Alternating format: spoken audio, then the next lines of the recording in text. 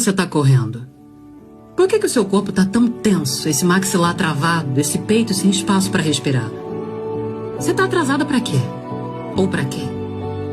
Você sente que precisa chegar primeiro, chegar antes, chegar logo. Mas no fundo, você nem sabe para onde você está indo.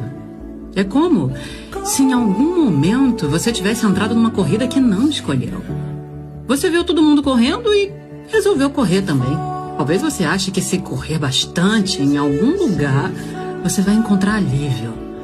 Vai encontrar um descanso, uma paz, alguém, um reconhecimento. Mas tudo que você encontra é mais pressa, é mais cobrança, é mais metas.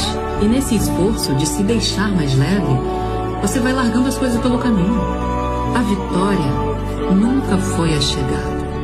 Foi tudo que você teve coragem de não abandonar pelo caminho.